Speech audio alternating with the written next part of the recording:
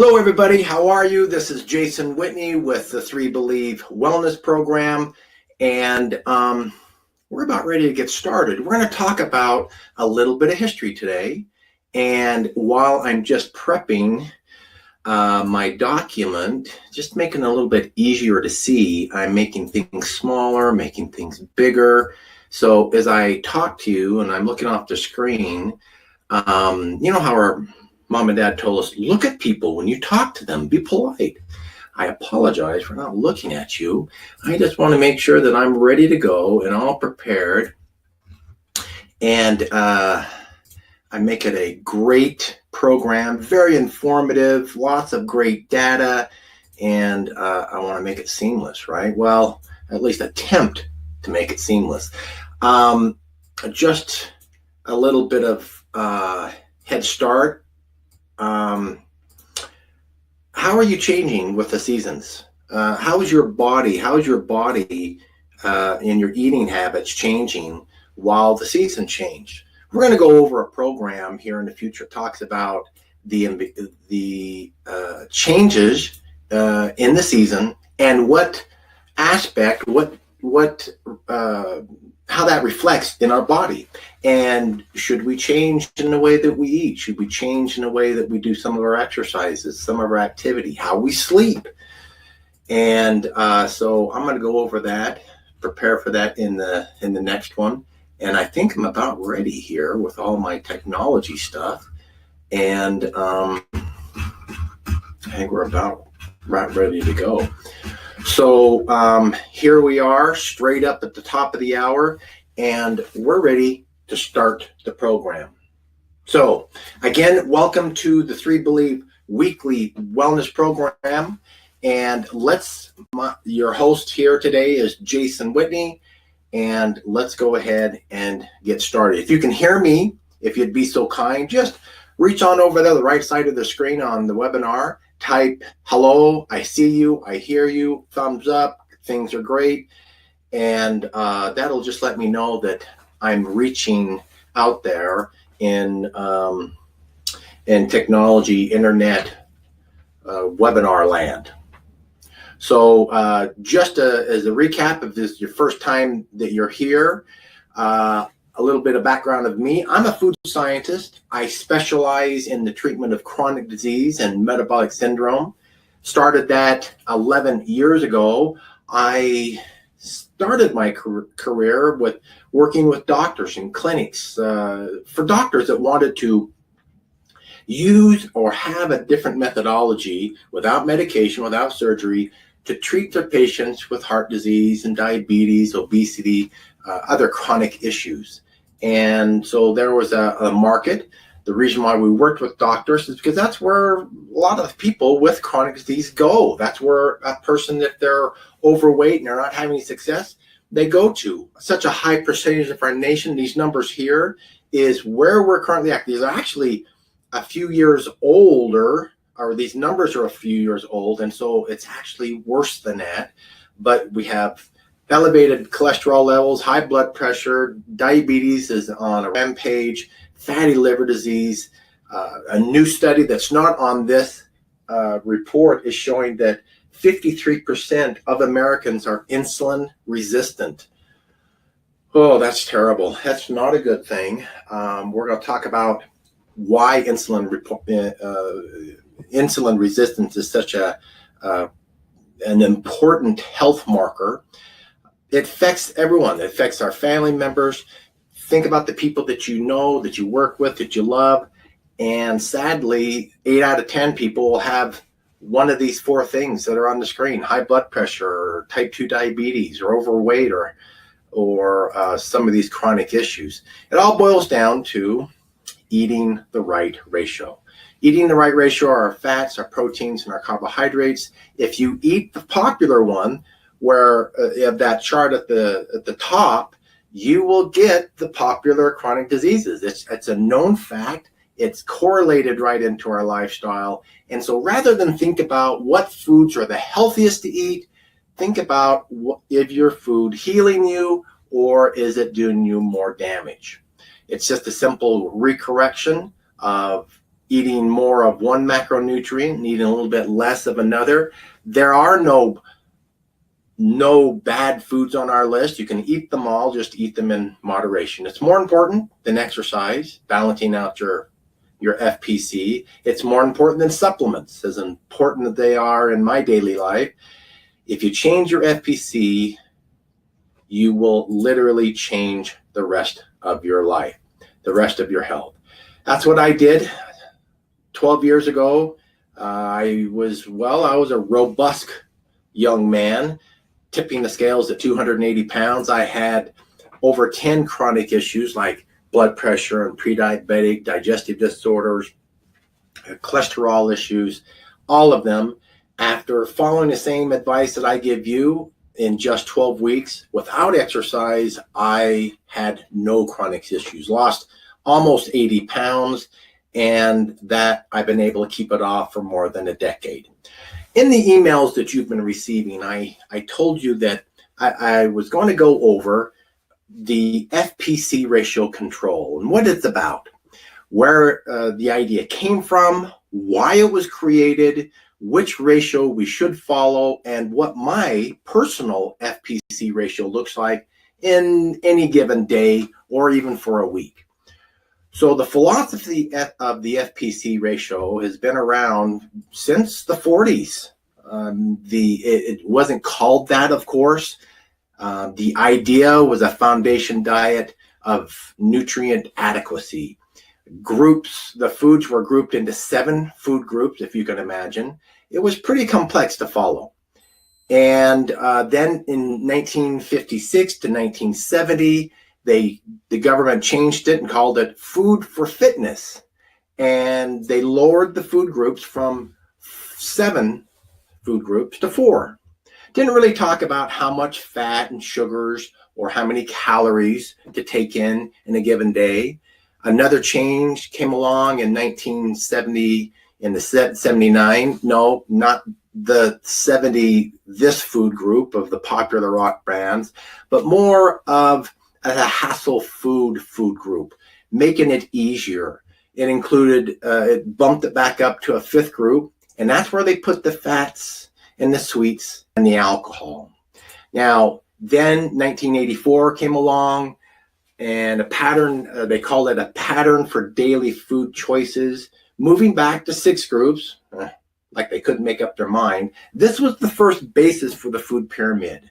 Doesn't this design look like the 80s? Oh man, the memories of disco tight pants and platform shoes. Oh, those crazy, crazy days.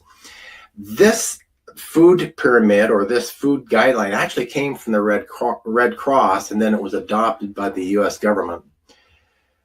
After that, in 1994, followed a huge increase in the amount of recommended carbohydrates and a drastic drop of fats. That was a major push to demonize fats in our daily diet. And by 2005, you can see that they kept moving back and forth from 5 to 6 food groups. I guess they couldn't seem to make up their minds of what was the right thing for us to eat, or what group foods fit into. This pyramid was based on, interesting enough, consumer research. It wasn't even based on scientific research, like what's better. Let's take a look at what's happening to the human body when we give it this type of food. No. It was based on what food manufacturers were making at that time in 2005 and what people were buying.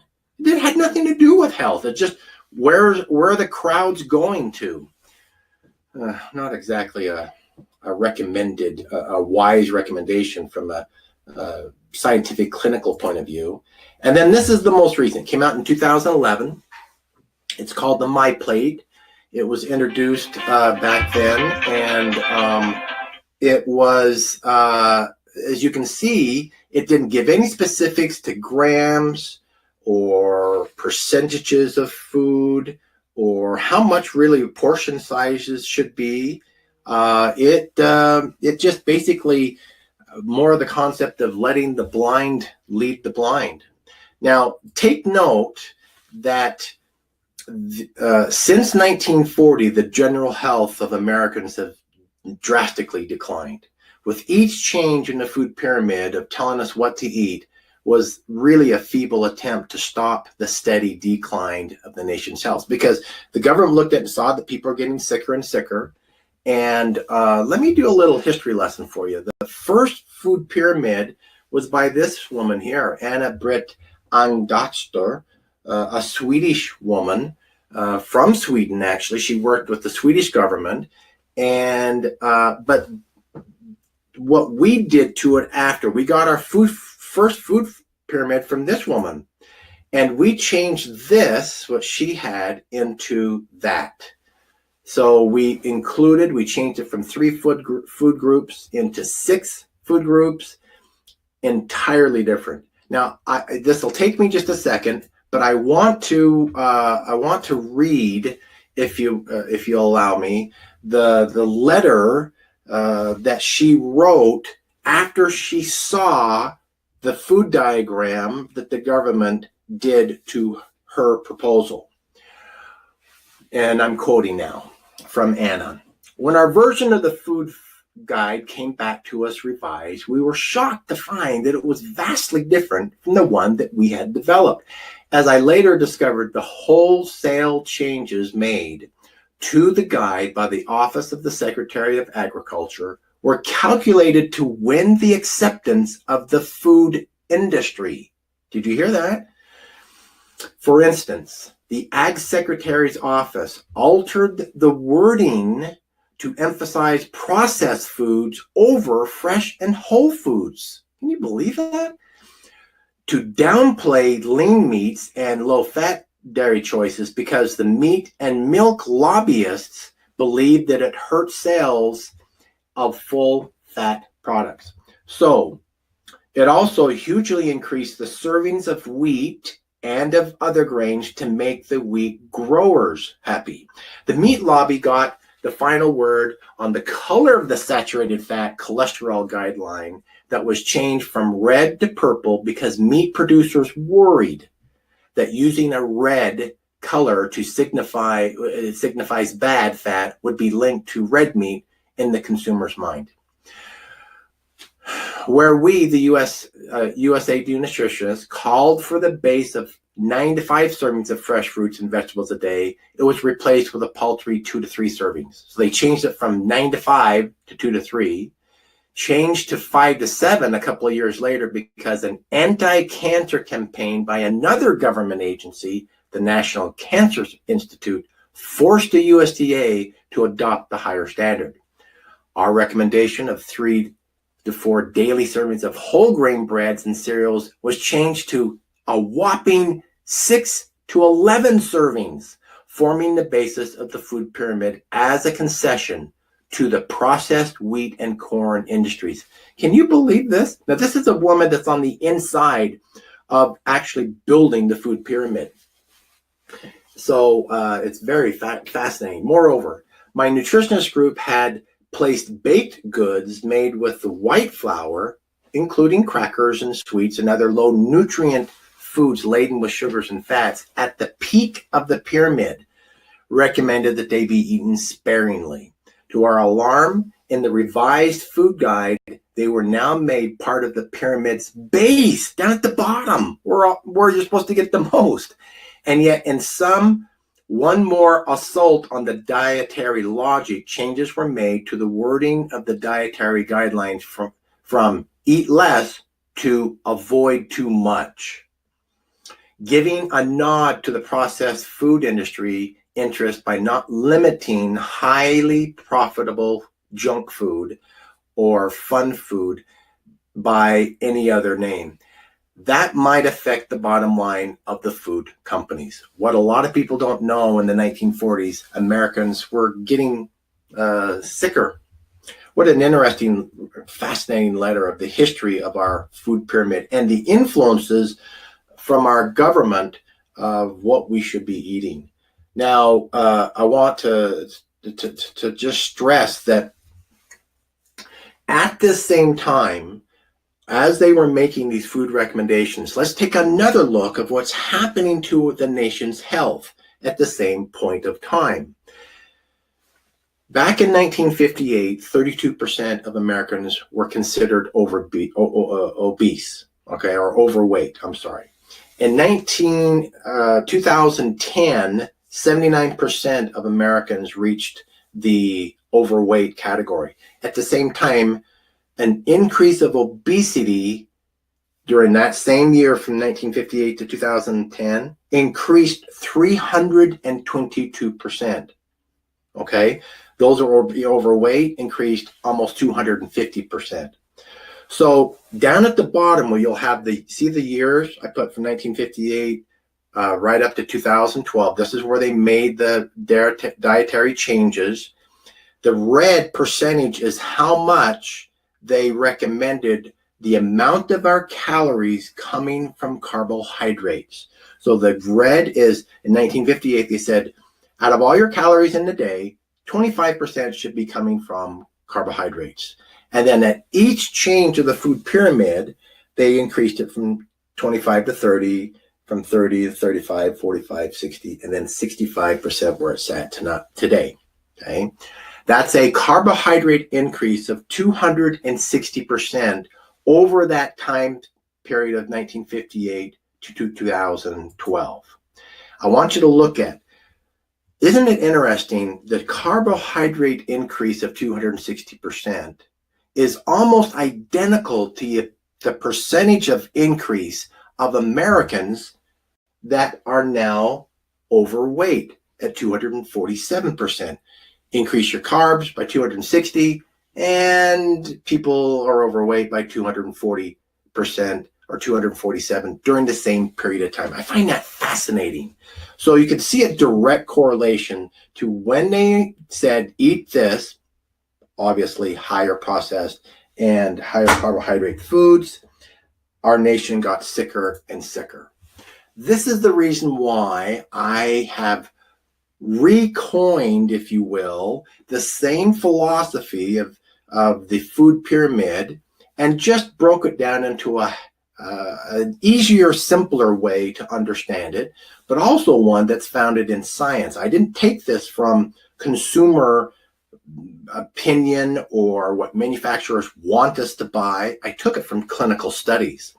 So the FPC is simply a guide that I've created that mirrors clinical, and not just a couple, thousands of clinical studies that says this is what we should be eating in our day, in our week.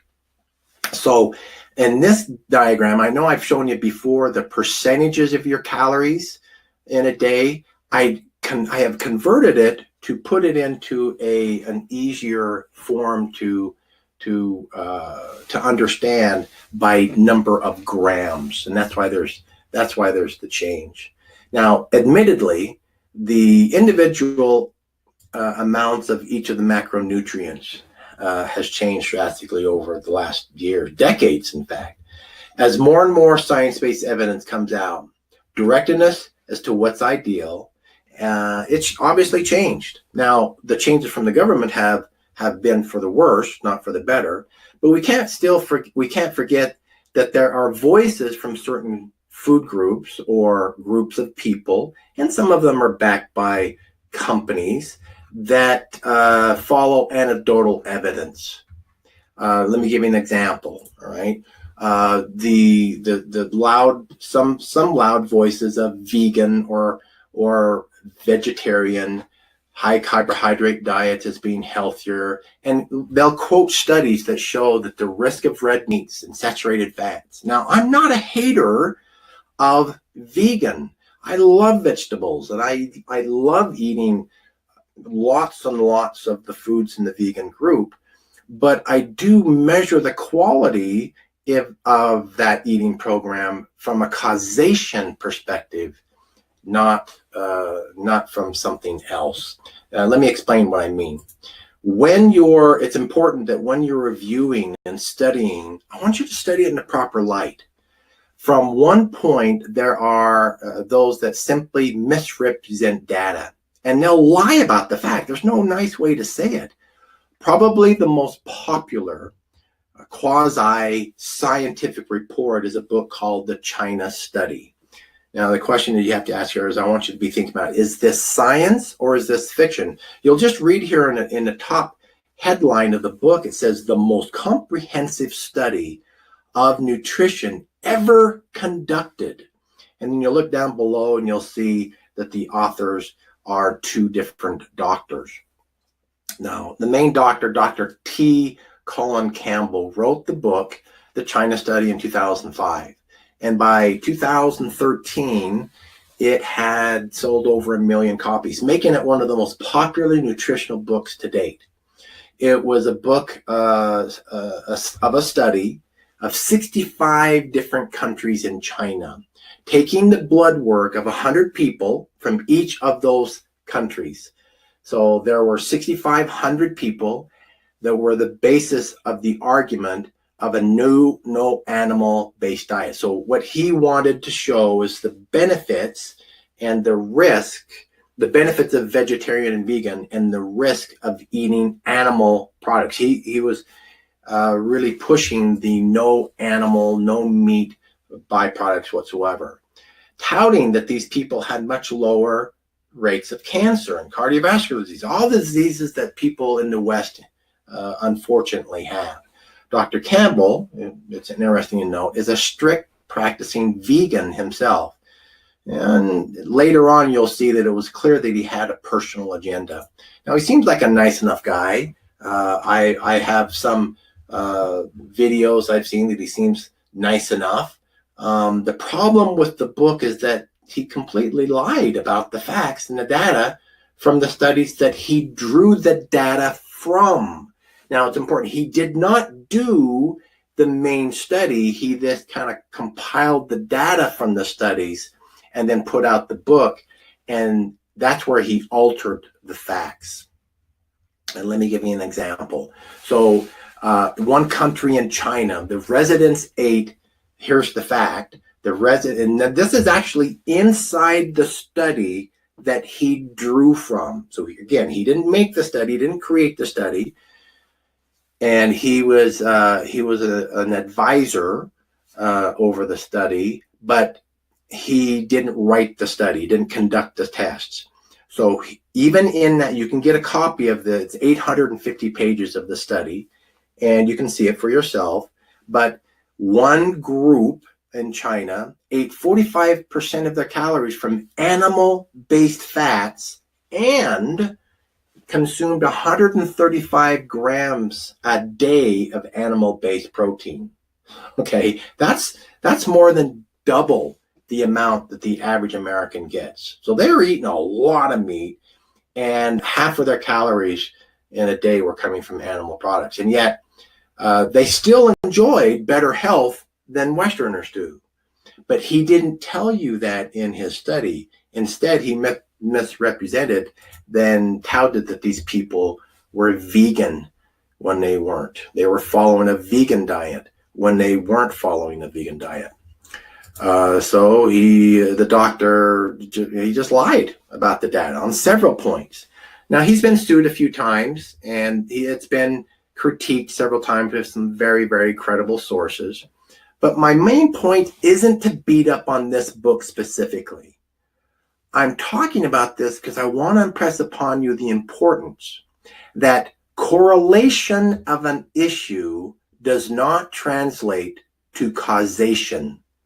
Now, I want you to just kind of jot that down in your memory or jot it down on paper, because it's really, really important. This is where you sift the wheat from the tare, so to speak.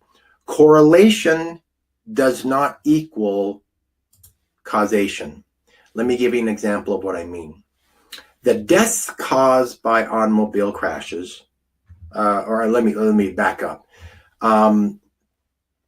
64% of Americans drink coffee on a daily basis, right? So most Americans drink coffee. Of those coffee drinkers, most of those people drive cars. They hop in their vehicle and they drive their car. The deaths caused by car crashes then are caused by drinking coffee. That is a correlation viewpoint. There's the connection. They're correlated, meaning let's look at what is the correlation, the tie to the issues that we're studying. But correlation is not the same as causation. I love this cartoon. I used to think that correlation implied to causation. Then I took a statistic class. Now I don't know. The other person says, sounds like the class helped. And he says, well, maybe. Okay, so he's confused because he's still looking at causation, right? And too many times you'll hear arguments, and even sadly, some scientists that are funded by special interest groups will do this all the time. The point that I want to make is just be careful when deciding what dietary and even exercise methodologies that you want to follow. Be committed to causation research and not correlation. If you do this, you'll be much closer to the truth and prepare. And I want you to be prepared to be willing to change your belief as new discoveries and new research is found, because research is a journey rather than a destination.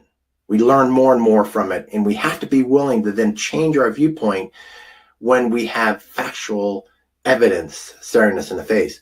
We're learning more and more and should adopt the newest causation data. Let me give you an example of how this happened to me. When I first started my nutritional career, I was primarily focused on managing overall health by keeping glucose levels low. As I learned more and as new data came out, it became clearer and clearer that health issues were correlated. They were related to elevated glucose, but it's not the causation of chronic disease. Then I started to be focused on the cause of elevated glucose, which pointed me to focus more on low carbohydrates. All right, so then I went to low carb. As I improved my expertise and even more research was revealed, it became apparent that low carb eating and eating keto or following a ketogenic diet is also a correlation-based methodology or a belief. Now I focus on insulin levels. High insulin levels is the latest research showing that the master hormone insulin is causation-based, not correlated-based. Now you see what happened through my progression. They were all related. Glucose is related to low carb, and low carb is related to insulin. However, glucose and carbohydrates are not the causation of type 2 diabetes or obesity or chronic illness or arthritis or inflammation. They're related, they're correlated to it, but they're not the cause. And I'm asking you, so my advice is not be fixated on the journey or the method, but be causation based in your pursuit of your ultimate health. I promise that causation is my personal commitment, meaning that our products, our education that I teach will be causation based. Just as I just illustrated, I'll change not because of popular demand or because of that's what people want, because that's what the research is now telling us. So the FPC ratio control that I preach is all causation based. And if you eat the wrong FPC, then you'll have causation health related issues that you don't want to have to live with. Now, at the same time, you need to look at your individual situation and just see what your goal is, because it will have an effect on your FPC ratio control. Now, for example, let me tell you what I mean. Not to make things confusing. The FPC ratio of carbs in phase 4 of our eating program is 60 to 110 grams. This picture that you see here is the one that you're most familiar with. Now, admittedly, it used to be in percentage, but I've changed it to grams, because when you look on the label of your foods that you're eating, it's all in grams. And by me putting in percentage, it made you have to do a conversion of those grams to percentage. And I just wanted to make it easier for us. So the data is the same. I haven't changed my belief on this one. It just, I made it easier for you to understand it. Okay, so this picture that you've seen is really a phase 4. This is after you've overcome your chronic issues and you want to maintain your success. But if you want to be in phase 1, or you're starting to you get a handle on your health issues, or if you want to lose some significant amount of fat, then my recommendation is to go to phase 1. Phase 1, the difference is, look over in the carbohydrate area on the far right. Phase 4 is 60 to 110 grams of carbs, but phase 1 is 20 grams a day. All right, that's a major difference. That's a lot less. Okay. Now here's another example. If you're in your 50s, for example, or older, your FPC ratio of proteins should be on the higher side than on the lower side, like if you're in your 20s or in your 30s. So if you're 50 or plus, you need to be in that 135 or possibly even higher than down at the 95 grams, because as we age, we need more protein. Okay, so you should be shooting for these numbers in the general sense, and I just want you to not be confused when you start seeing them from now on in the grams. I wanted to show you my FPC ratios and what they look like, and I'll get to that. I just want to help you understand of what it looks like, what challenges you can have when looking out on a daily basis. Okay, so one of the tools that I use to do this, that's simple, it doesn't cost any money, is the MyFitnessPal. If you have a phone, you can do it on your laptop computer too. You just type in MyFitnessPal and it will pull up a free application. You can download it in your phone. That's what I do. And you can start plugging. There is a paid service that makes it more customizable, but I didn't find that I needed that. It gives you a ton of choices, also foods that are at famous restaurants. I could find almost anything that I wanted to eat, but if it wasn't in there, I could make a custom food, just like I did for the CMR shakes and our oil, and I put that in there. After you make your food choices, there's a graph of your fat, your protein, your carbs, like you see here. This is actually a copy of my day back on August 14th. After you've entered your data in for a couple of weeks, so take the app, and you don't have to do this every day for the rest of your life. It'll just give you a feel of what the foods that you should be eating in order to get at the right FPC percentages, what it feels like, what it looks like, what kind of foods they are. So it doesn't matter what kind of food you eat, what kind of food you like, just take those foods and eat them in the amount that's equal to the FPC grams that you should be eating. Now, on this chart that I'm showing you here, you'll see that it shows you both grams, the carbohydrates at 31 grams, fat at 143, protein at 84, okay? You can also look right over to the right of it, and it'll show you the percentage of my calories that are coming from. So I'm down on this day at 7% of my total calories are coming from carbohydrates, whereas 74% were coming from fat. The next column next to you is the goal in the perspective of MyFitnessPal. Just ignore that. That is more traditional, higher carbs, because you'll see, look how high the carbs are. It's at 50%. Fat's clear down to 30, okay? So just ignore that last column because it doesn't have to do with updated science.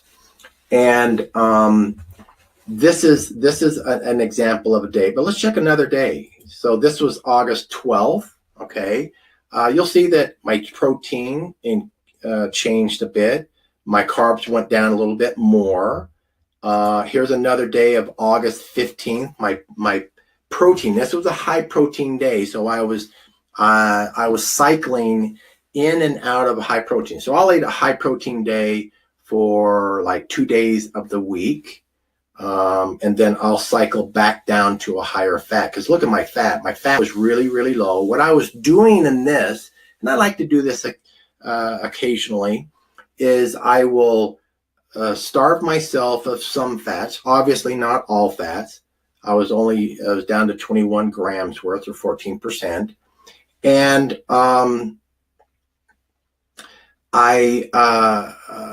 wanted to shock my system. What I wanted to do is I wanted to shock my liver to, let's go back to the previous day. Look at how much fat I was getting. I was getting 76 grams of fat in that day. The day before that, it was even higher. 74% of my calories, or 143 grams of fat. So in those days, I was eating high fat. My body was getting everything that it needed. And then all of a sudden I cleared that back down to 14%. What that means is I was really making my liver fat adaptive. That's fancy talk for just saying I was making my liver really used to the fact that I was getting a lot of fat. And it likes that. It gets used to that.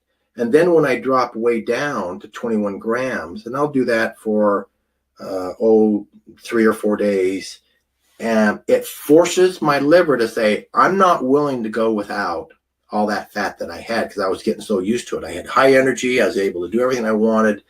So I'm going to go into high fat burning. I'm going to pull it from any fat storage that I have. And you'll notice that it's a nice way to just kickstart if you've reached a plateau, or if you have some stubborn spots in your diet, in your body, that you haven't been able to lose. This is a great way to kickstart without going on a starvation diet. I wasn't hungry. You don't see it here, but I was eating 3,000, 3,100 calories a day. I wasn't starving at all. And to be honest with you, it's a little challenging for me to eat that much. So I wasn't gorging myself, but I was definitely eating a little more than I wanted to. So this is an example of what I do. Here's the same information, same days. You'll see there my calories were 3,050 is the goal at the top right. And the next numbers are just saying, okay, you registered that you ate 2,334 so far. You're short 716 calories, it's telling me. And then the exercise, I just didn't use this to log my exercise. It's kind of, I know where I'm at, so I never logged in my exercise. But I was eating 842 calories in my breakfast. I was eating a New York strip steak. I had an egg. There's my oil, putting it right on top of my eggs. I also had some spinach salad, kind of a different breakfast for me, but I got used to it. It was really good. And then look at my lunch. My lunch was at 892 calories, more of the oil, added a little bit of whipping cream to my shake. And then I was supplementing with a little bit more collagen protein. And then my dinner is I had dry ribs and rotisserie chicken. Man, that makes me sound like I'm eating at a restaurant. What had happened there is we'd gone out to eat a couple of days before, had leftovers or some dry ribs, brought them home. I ate the leftover ribs. We also had some rotisserie chicken from the night before. I ate some of that as well because I just don't like food going to waste. So this is a real example of what my day looks like. Here's the same type of diet, but this is a week's worth. So it's from August 8th to August 14th. It's taken a whole week, but look at my varying calories. I went from, on Wednesday, I was below 2,000 calories. And then on Thursday, even lower, I'm hitting like 1,500 calories. Then I shot back up on Friday past 3,000. Come Monday, I'm hitting 3,500. And then I come back down a little bit more, around 2,500. This is an example of real life. I was doing a little bit of traveling on Wednesday and Thursday. I just wasn't able to get my food in. So I made up for it the next couple of days. And then on Sunday, a lot of family activities going around. And I didn't get as much as I wanted, but I made up for it.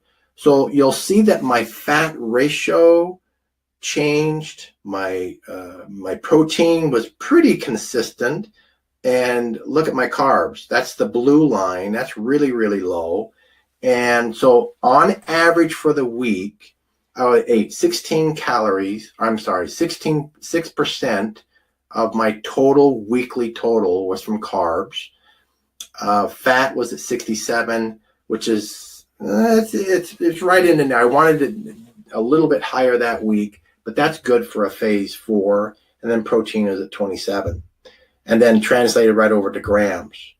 So if you don't make it up in one day, or one meal even, then make it up in the next meal. If you don't make it up in a day, because sometimes that happens, then make it up the next day. Your body is not so fixated on having to have it every minute. It gives you some wiggle room, especially if you've set yourself up where you're low insulin based, your liver is fat adaptive. It will let you fudge a little bit without really beating you up. That's not necessarily the case when you first start a ketogenic diet, because you can be, if you're hyperinsulinic and insulin resistant, then every little thing you do really, really affects you. All right. So pay attention to that. I want give me an example of what that looks like. So if you're on an empty, let me put it this way. With a high carb or a single carb snack, high carb meal or single snack, you're forced to wait for the end results. What's going to happen? Meaning your decision to make a decision of what your body's going to be like and how you're going to respond in the future is gone after you've already gobbled down that food. I want you to treat your carbohydrates and sugars like a young teenager. Now, what I mean is in our family, our girls won't date until they're 16 years old. And even then, they'll do group dating with other kids. No single dates. Carbs are like young kids. They do crazy things and they can get into trouble really, really quick, right? You were a teenager. You know all those stories. You laugh about them now, but you don't want it to happen to your kids, or you don't want it to happen to your grandkids, right? So treat carbs like they need a chaperone. Don't eat them by themselves. And when you do, if you're forced to, or when you're in that situation, the glucose is completely unopposed. There's nothing there to regulate it. There's no adult supervision, and bad things can happen. There's nothing in your blood stream, then there's nothing that can slow down the production of insulin. Now remember, glucose and carbohydrates are not causation. They're correlation based. But what you're focusing on is what's going to happen. What's the chain reaction event? Remember, everything has a consequence. Well, carbs has a consequence, which is glucose. Glucose has a consequence, which is insulin. And then now we're talking about causation of what that insulin is going to do to your body and to your organs.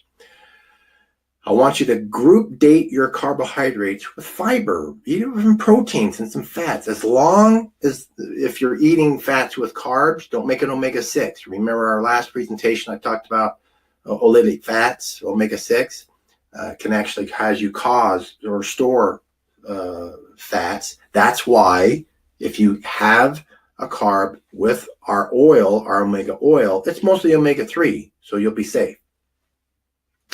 If that isn't possible for me, if I can't couple it up with some proteins or fats or some fiber, then I'll take our 3B Plus capsules to suppress the amount of carbohydrates that are going to be digested. Remember, it's not the carbs themselves that are the issue, or even the glucose that came from the carbs. It's the uncontrolled insulin that starts as a cascading event that affects our body. Okay, with a high or single carb meal or treat, you are forced to wait out the storm and deal with the damage after the chaos has left. It's kind of like a hurricane that's coming. When that storm hits the shore, boarding up your windows and going to the store and getting some water and supply is too late. You've lost your chance. You just got to ride the storm out and deal with the chaos afterwards. Let's take ice cream, for example. I love ice cream. It's my favorite treat. When you eat it on an empty stomach, it has entirely different effect on your body than when you eat it after a meal. Even though it's the same calories, it's the same amount of fat and protein and sugars, it will react entirely different to your body. It's almost like you're eating entirely a different food substance. When you have an empty stomach, that means that you haven't eaten for a few hours, right? That's why it's empty. It also means that your insulin levels are lower because it doesn't have any glucose that it has to push out of your bloodstream into your cells. Remember, what is the purpose of insulin? It's not there to cause havoc. If we didn't have insulin, we'd die. And sadly, if we have too much insulin, we're going to die. So don't beat up too much on insulin. You just want to have it at the right times. So when you have a carbohydrate meal, you're going to have insulin controlling that glucose, because its whole job is saying, I got to get the glucose out of the blood because it didn't do anybody any good there, and push it into the cells so that the cells can use that glucose as energy. That's what the insulin's thinking. It's actually not thinking, right? But you got the point. So if you've been following a ketogenic diet, you're probably producing some ketones and burning some stored fat for energy already. That's great. When you're empty, your stomach's empty, and you eat some ice cream, you quickly break that sugar down into glucose, and in a matter of minutes, your pancreas starts pumping out insulin to keep your glucose levels in check, right? Because getting a high glucose level is not healthy for us. When that happens, you stop making ketones, which means that your body is saying, wait a minute, in a matter of minute, or stop lifting that heavy, complex fat molecule for our energy sources that we need. I just got notice that a fast-acting energy available from a bowl of ice cream is here. It's so much easier to break down to get energy from than fat. So let's just follow the path of least resistance and take a break from breaking down all this fat. Don't be fooled by the popular correlation goal of higher glucose means no ketones. And no ketones is no fat burning, right? Here is the causation fact. Insulin is an antagonist to ketones. That means insulin is an enemy to ketones. You don't have insulin and you don't have ketones at the same time at high levels, which means that if you have a marginal amount of insulin, you're not making ketones in your body. That means you're not burning stored fat.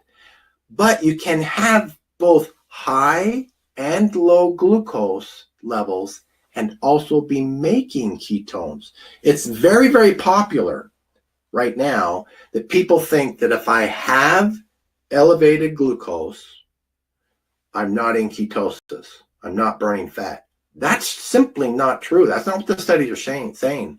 Elevated glucose levels do not always mean that you're producing insulin. Did you hear what I said? That's an important point. Let me clear something up. You are always making insulin, always. You'd die if you didn't. Unless you are a severe type 1 diabetic, you are still making some insulin. In a study, it showed that 73% of type 1 diabetics are still able to make insulin, okay? Only a smaller percentage have absolutely no insulin production. That means that when you're at the highest level of making ketones, let me put that another way, that means that even when you're at the highest level of burning stored fat, same thing, ketones, burning stored fat, you are still making insulin. You make insulin when you're not eating any carbs. So if you're not eating any carbs, like you saw my percentage here, one day I was at 3%. that's essentially no carbohydrates. I think it was 6 grams of carbs for the entire day. I'm essentially not eating any carbohydrates, but I'm still making glucose, and my insulin levels are still, I have a little bit of insulin being made. They're just not high enough to kick me out of ketosis. And this is important because your liver is always making at least a little glucose through something called glucose neogenesis. And whenever there's glucose in your bloodstream, there has to be some insulin, because your cells don't have the ability to absorb glucose without the hormone insulin. That's its job. So even if there's a tiny bit, there has to be a tiny bit of insulin. Gluconeogenesis is a life-saving process, and it makes it necessary and possible for glucose. It can make glucose from amino acids or from protein and glycerol, and even from lactate from our muscles. Okay, you always will need a little bit of glucose. Some cells, in fact, can only live on glucose, like a red blood cell. It can't operate. Red blood cells can't use ketones as energy. It can only use glucose. Your brain can live on about 85 to 90% of its energy needs from ketones, but it still has to have a little bit of glucose.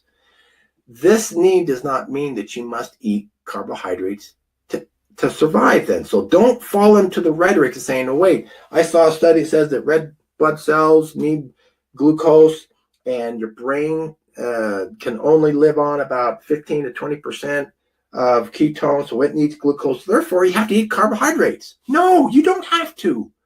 That's why they don't call carbohydrates an essential macronutrient. Whenever you see essential, that means that you got to eat it because your body can't make it. There's essential vitamins and minerals, and then there's some vitamins and minerals that are not essential because your body can create it. Carbohydrates, there's essential amino acids, that's a protein. There's essential fatty acids, that's fat. Have you ever heard of essential carbohydrates? Nope, because they don't exist. They're not necessary, right? So when you're not eating carbs, you still have to have some glucose, so your liver makes it for you, and that's okay. And you've heard me say that you want to turn off the insulin and turn on the glucagon. That's the opposite of insulin. When you're in ketosis or fat burning, you're also making glucagon rather than insulin. Now that's true in the sense of ratio control, the things I've been teaching you. To be precise, you're always making a little bit of insulin or a lot, and you're making a little bit of glucagon or a lot, always at the same time. Look at glucagon and insulin production as a dimmer switch in your living room rather than an on and off switch. It doesn't just switch completely off. It dims bright to one side or dimmer to the other side. So you're either making a lot of insulin or a little, and a lot of glucagon or a little. Your goal is to have a higher ratio production of more glucagon, that's the opposite of insulin, that is being made than the ratio of insulin. Insulin's necessary, but too much will kill you. Even though you're always making both at the same time, okay? Hopefully we got that cleared up. It's the same with your goals of ketones and glucose. You want your ketone production to be higher than your glucose production. That is why I've started to teach people to stop measuring glucose levels, because it's a correlation tool at best. Now, unless you're a type 1 diabetic, it's a good idea to measure your glucose level. You need to do that. But you can also have great success if you watch your ketone levels instead. If you're not a diabetic, absolutely adopt this. Don't care about even your carbs. Use carb as a guide. You want to start knowing if you're exactly in ketosis, measure your ketone levels. You can count on this. If you're making ketone in your body, then your insulin levels are low because they can't be in the same room at the same time. Right? It's like darkness and the light. And you can't have high insulin and high ketones at the same time. Now remember my little phrase I said, you can have high ketones and you'll be making a little bit of insulin, but the insulin isn't enough to kick you out of ketosis, right? So you may have the question of how high of ketones do I need to have? If you have a ketone meter, you can buy a ketone meter just like you can a glucometer for like a diabetic.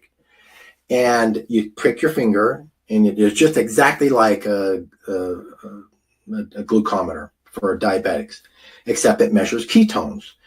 Prick your finger on the tab, and it'll tell you a reading.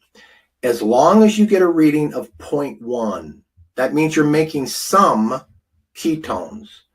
As long as you're making some, that means that your insulin levels are low. Goal accomplished. There's a lot of news out there that says you have to be at 0.5 minimal or you're not burning fat. That simply isn't true, because the truth is your 0.5 could be the same level of fat burning as my 0.1 or 0.2 reading. Some people don't get into high levels of ketosis. For example, the highest level I've ever registered naturally without taking ketones is 2.2. Callie, my wife, she can eat the same exact food that I'm eating, the same workout, and she'll get a 3 or 4 reading, a 3.0 or a 4.0.